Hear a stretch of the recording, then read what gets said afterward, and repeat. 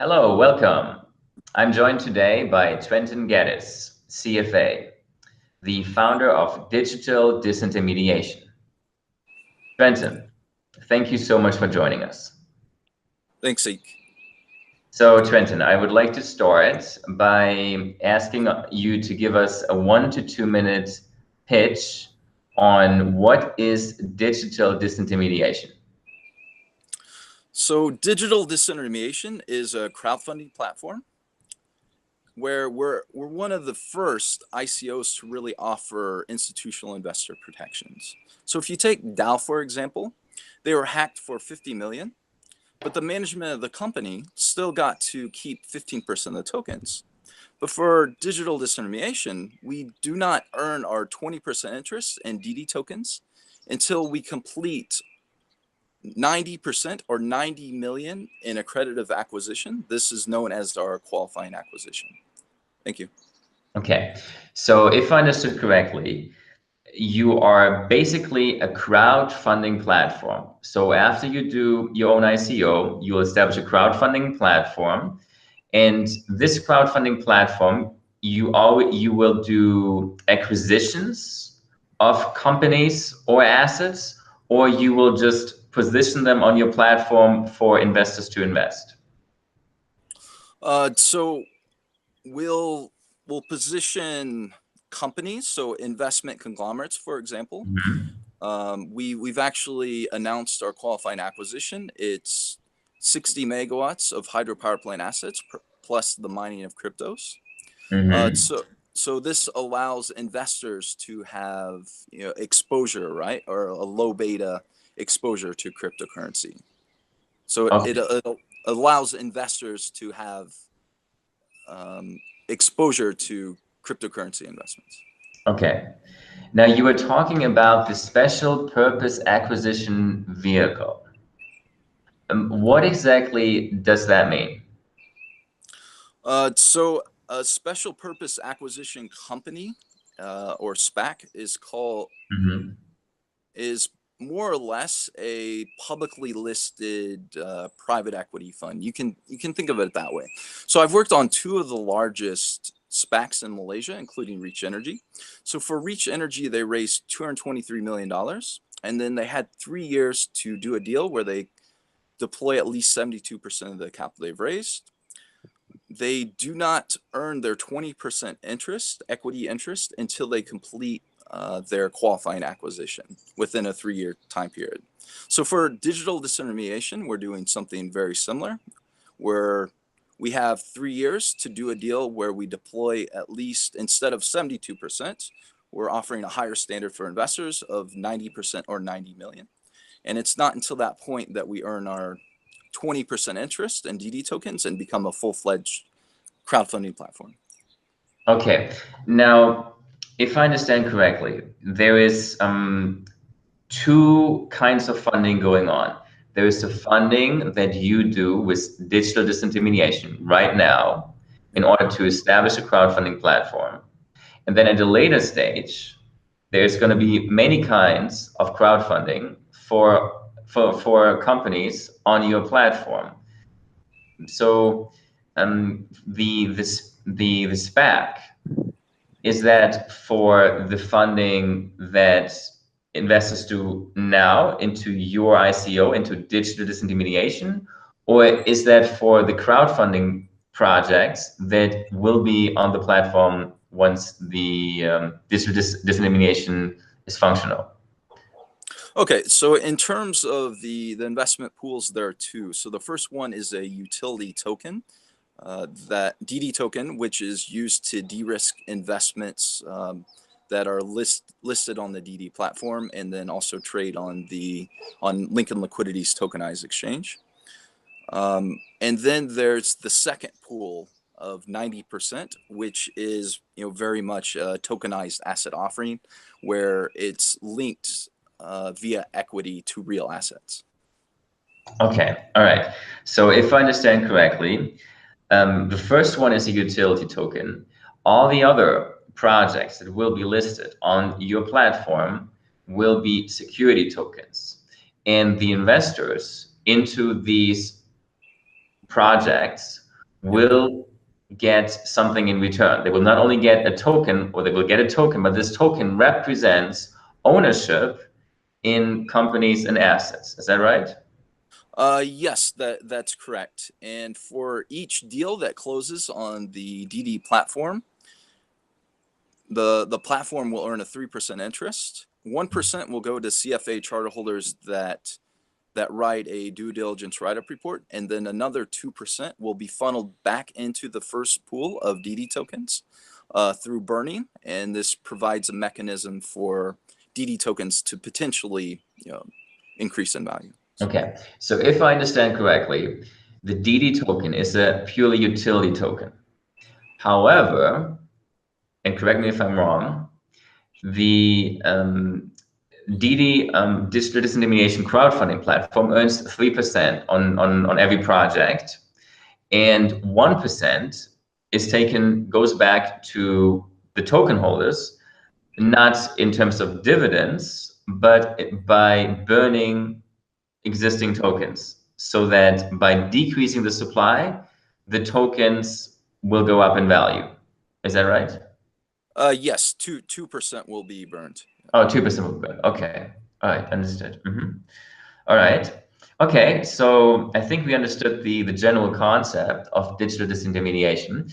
Could you tell us a little bit about the founding team, about who is there besides you, and about your background and how you got into digital disintermediation?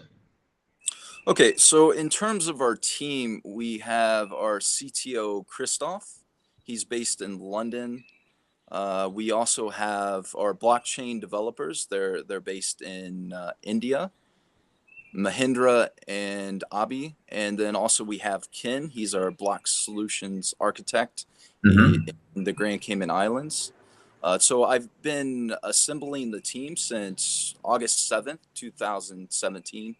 And we've also appointed BlockX, or Chime at BlockX, to build Lincoln Liquidity's tokenized exchange. And our qualifying acquisition will be listed on LL's tokenized exchange. Okay. In terms of how I first came to be involved with cryptocurrencies and ICOs, I was living in Colombia. I have an employment pass in Singapore, but I was based in Colombia, and I became well connected with professionals that were trading cryptocurrencies. And I saw how the ICO market, there was really a lack of protections for investors.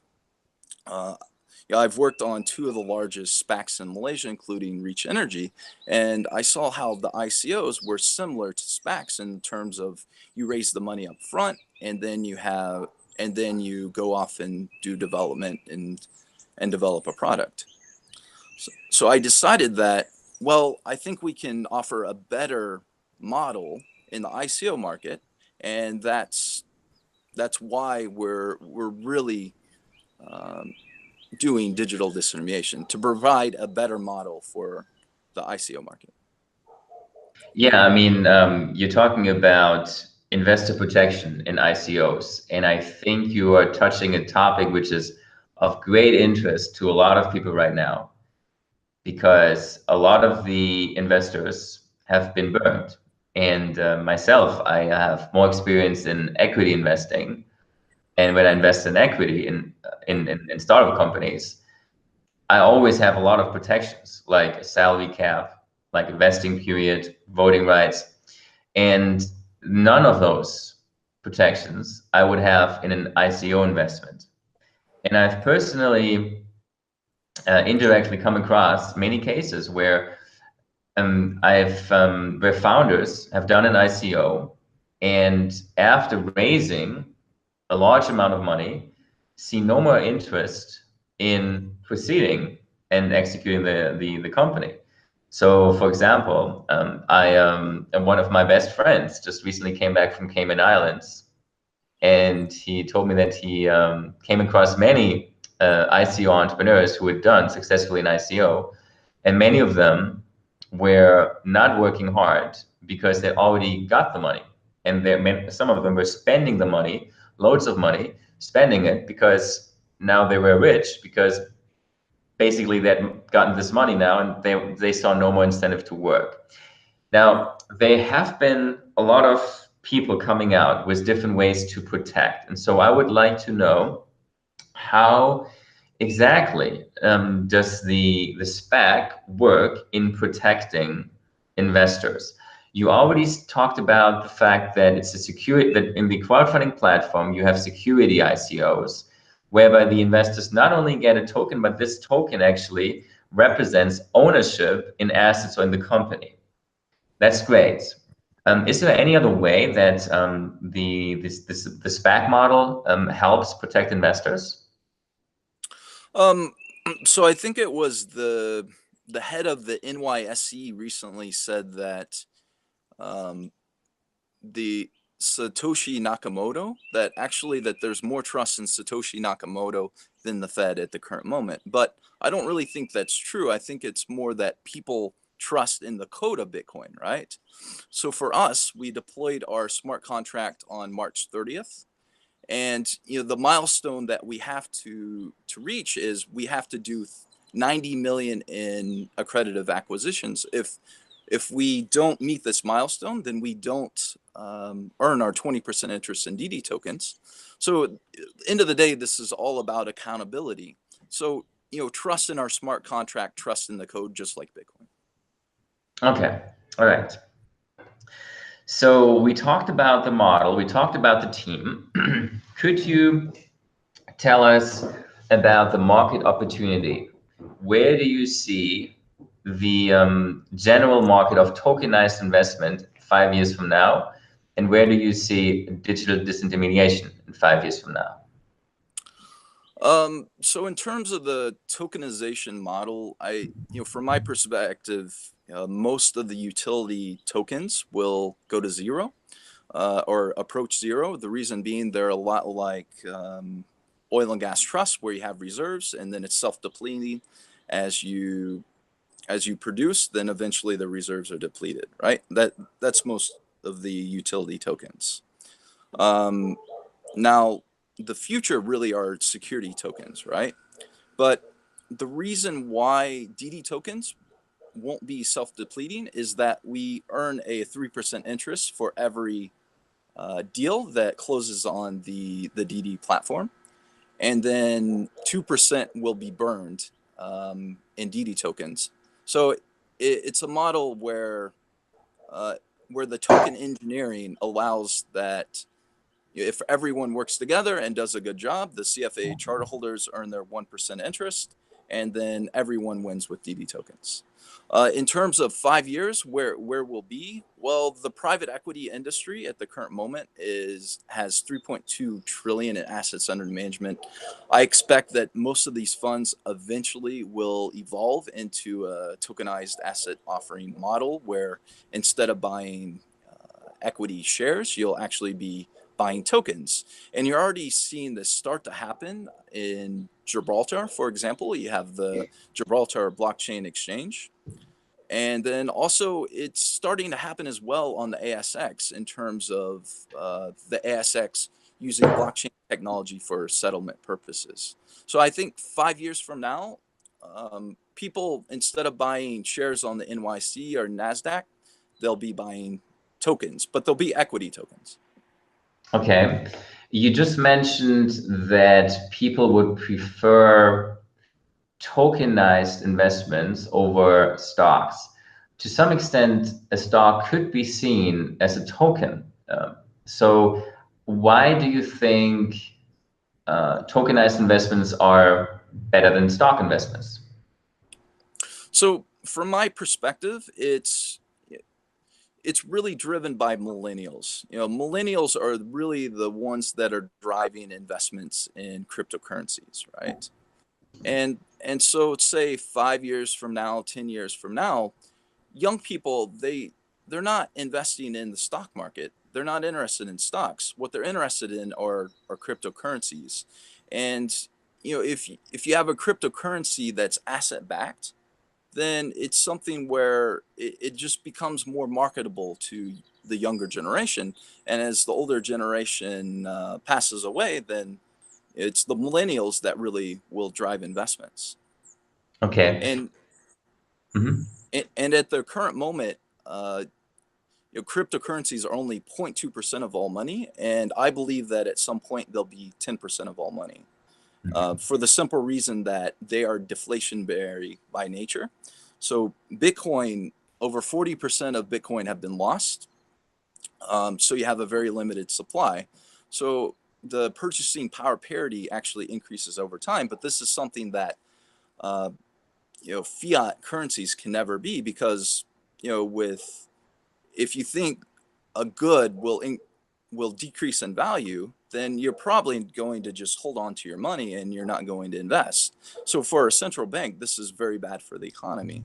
So from my perspective, cryptocurrencies provide a separate asset class that is deflationary by its very nature. And this is something that adds a lot of value to portfolios or stock portfolios in general.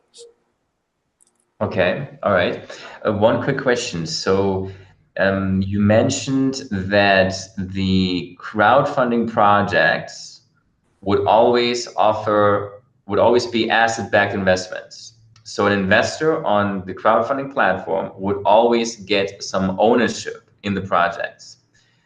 So do you only want to, in the future, have projects that are assets and existing companies, or is the platform also open to ICO startups? Okay, so we're focused more on later stage opportunities. The reason being is that we're utilizing the worldwide network of CFA charter holders. So for opportunities listed on the DD platform, there will be a due diligence write-up report by CFA charter holders. And really the CFA skills in terms of due diligence, there are more value for later stage opportunities, because early stage opportunities, there really isn't any data, right? So the later stage opportunities in terms of companies and assets, that's our focus, very much so. Okay. Now you mentioned the CFA charter holders as one of the big assets of digital disintermediation. So could you tell us why they are so important for the project? Okay, so for example, the president of the CFA Institute, Paul Smith, is based in Hong Kong. And the reason he's based in Hong Kong is the fastest growing and soon to be largest CFA societies are actually in China. So you have management of companies in China that may not necessarily have the language skills to list opportunities in English, but that's okay because you have the local CFA charter holders. So there'll be a due diligence write-up report where that will be in not only local languages, so Mandarin Chinese in this case, but also in English. And this allows the management of the companies to potentially reach a larger set of investors. Okay, cool. Now, from what you said, I understand that the market is going to be huge. So the question that I have is, are there other people that recognize that and that are entering that market? And if so, how are you different from your competitors? Okay, in terms of other ICOs that are similar, you have Kick ICO. They raised over 30 million. However, they're focused on more early stage opportunities. But for them, it's really tough because they have to build everything organically. Whereas for digital disintermediation, we have a worldwide network of CFA charter holders of over 145,000 members, where all we have to do is to tap the network, right? So there's also, in terms of later stage opportunities for, say, equity crowdfunding, you have Axel in the US. They're focused more on M&A, which is very much, or mergers and acquisitions. That's very much the market that we're seeking to disrupt. Okay, cool. So we talked about the concept, we talked about the team, we talked about the market. So I would like to know how you think you will get traction. How will you attract those projects and those investors to the digital disintermediation marketplace, crowdfunding platform? So in terms of attracting the opportunities, we've been working in Vietnam or with to different investment conglomerates, and they have assets that they're very much interested in divesting. For example, at 80% stake in hydropower plant assets, and really creating an opportunity for them to make their assets liquid, right? Because for if you're a large investor, it's very difficult without liquidity. If you have a hydropower plant asset, okay, yeah, it creates electricity and whatnot, but what do you do with the excess power, right? Because like you can sign a power purchase agreement, but in Vietnam that takes over a year, right? But instead, you can take that electricity and convert it into digital silver or utility tokens that have a strong use, right? And it's a makes things more efficient, right? Quick question. Would they convert it to utility tokens or would they convert it to security tokens? Because as I understand, you want to give all the investors rights to ownership, right? So we've already announced our qualifying acquisition. It's 60 megawatts in hydropower plant assets plus the mining of cryptos. So when I say convert to digital silver, what I mean is to mining of ether, for example, where you have a strong utility, right? So this is a low beta cryptocurrency play where the returns won't be as high as a pure ICO, but at least for institutional investors, especially, you have real downside protection because it is linked to real assets. Okay, all right. So we covered the concept, the team, the market, the way you want to reach this market, and we talked about investor protection. So now I finally would like to give you the chance to talk about the ICO that you're doing yourself Yeah. and the opportunities for investors to contribute to that ICO. Okay. So our token generating event has been live since March 30th. So we're aiming to raise a token equivalent of 10 million. We have a pre-sale of 3.3 million where there's a 30% discount, but that's subject to a 6-month lockup period. And then there's 6.7 million for the public sale. For more information, you can go to our Telegram group, or you can go to ddtoken.io. We're also currently having a private pre-sale of 1 million that I expect to close by the end of this week or next week. Okay, cool. So Trenton, you mentioned the investor protection offered by SPAC. What I would like to know is for the ICO that you are launching yourself for digital disintermediation. If I want to invest and I give you the money, what assurance do I have as an investor that this money will not be misused? And the reason I'm asking that, and the reason why so many people are now interested in that, is because a lot of the money that was invested in ICOs has been misappropriated. So founders are, if once they have the money, they can do whatever they want with the money. So what way do you have to assure investors that this is not going to happen with digital disintermediation?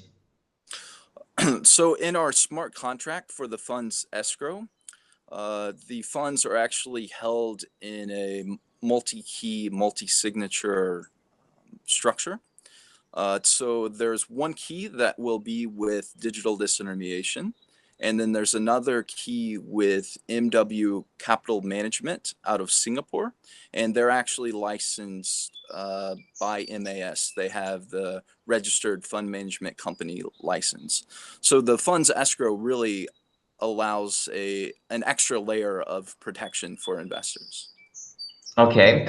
So at what point can the money be released? So, I mean, an escrow is great, and I think that you're one of the few ICOs that I've seen that actually has an escrow protection.